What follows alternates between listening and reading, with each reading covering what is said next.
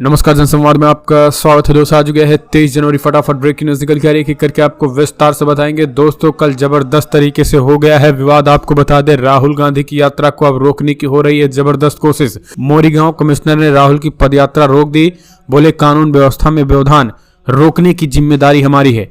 अब समझिए law and order maintain खराब कौन कर रहा है? भाजपाई सामने आकर के लगा रहे जय श्री राम के मोदी मोदी के नारे।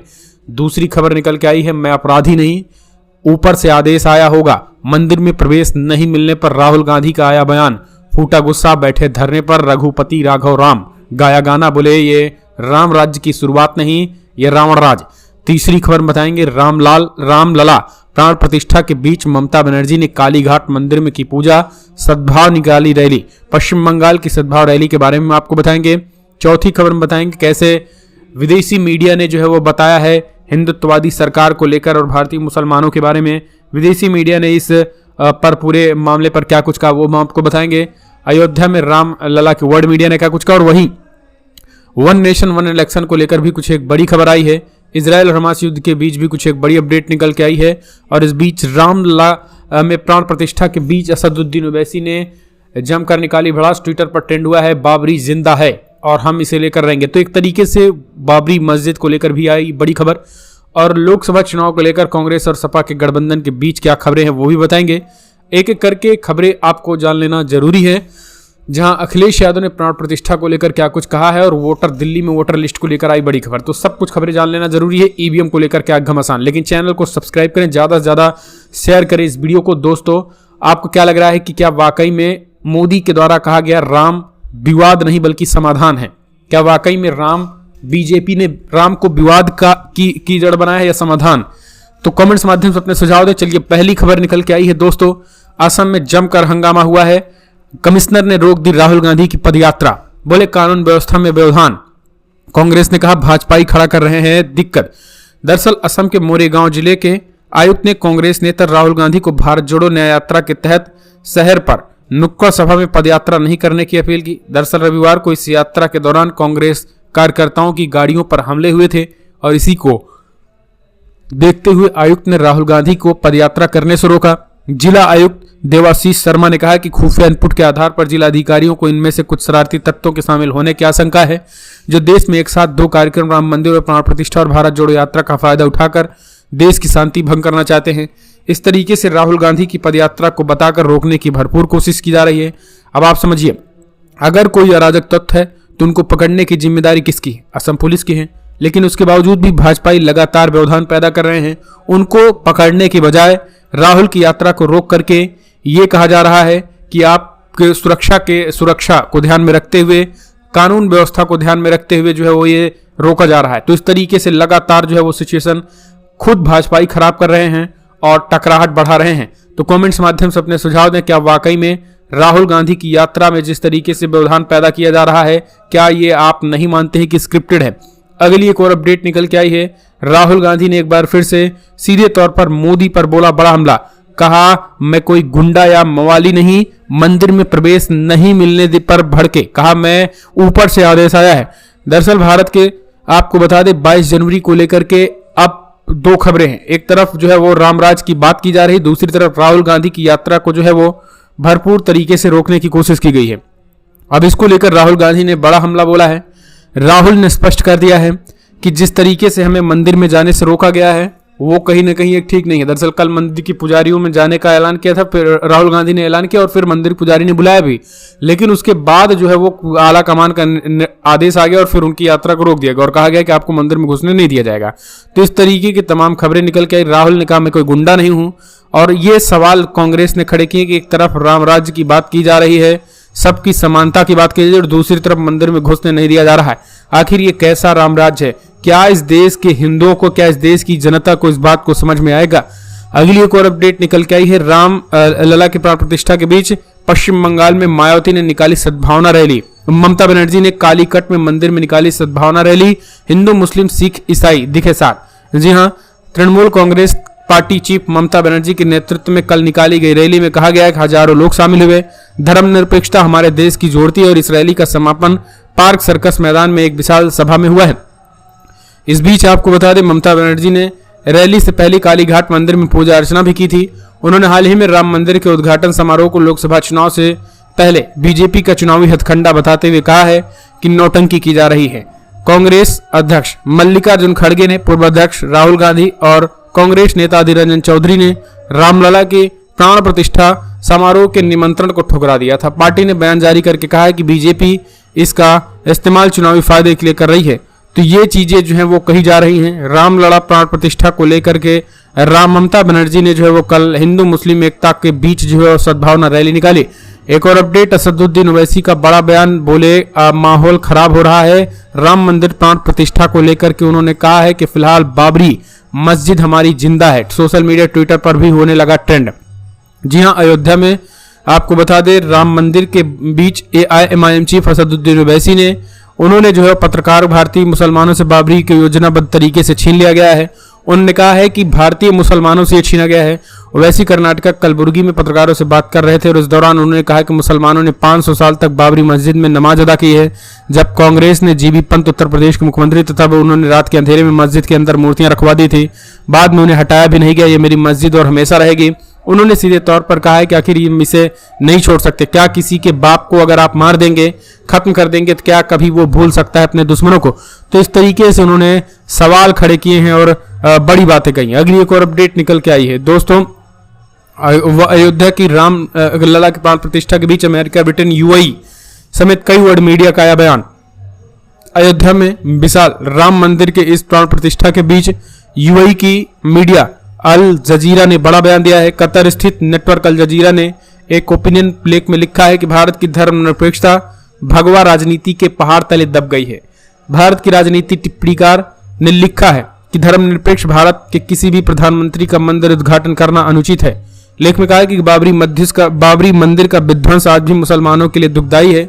विध्वंस के बाद हुए दंगों में जो लोग मारे गए हैं उनमें से कई लोग आज भी वो याद हैं।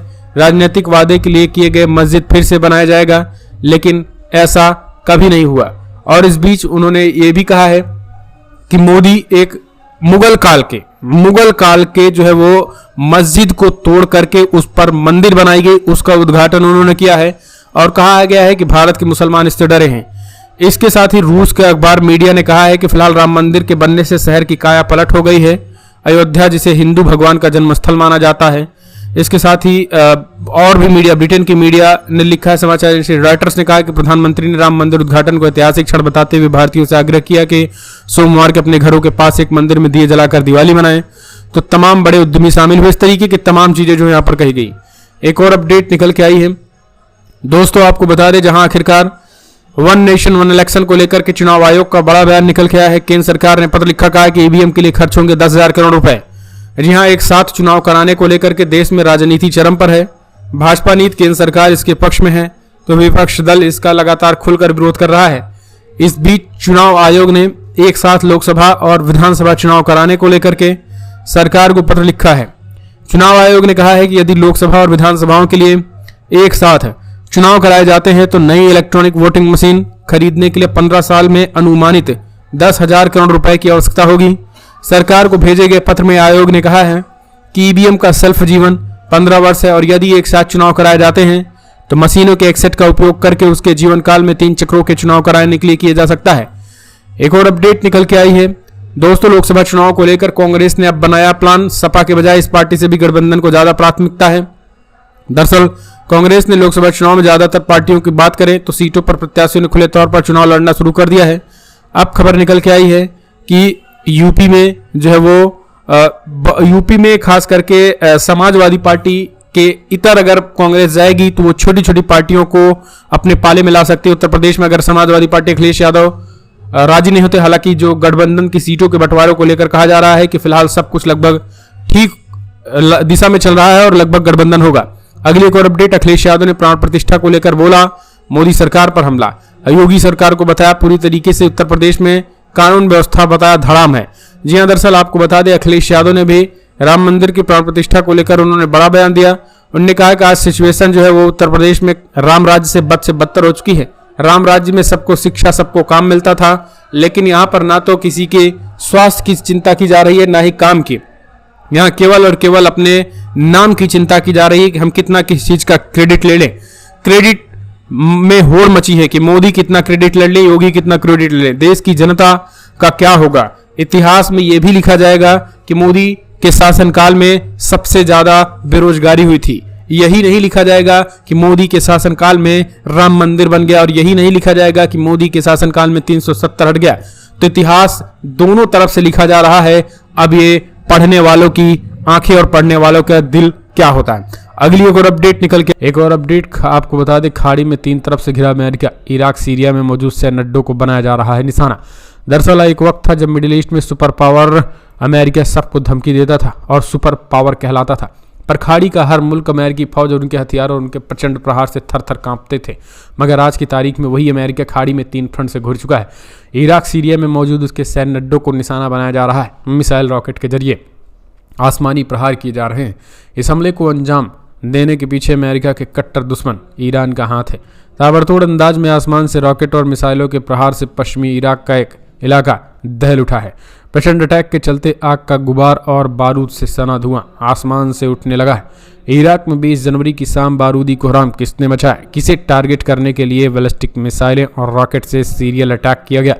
इराक में मौजूद अमेरिकी मिलिट्री बेस पर हमला किया गया। अल असद बेस पर बैलिस्टिक मिसाइल और रॉकेट दागे गए हैं। 20 जनवरी की शाम 6:30 पर हमले को अंजाम दे दिया गया है।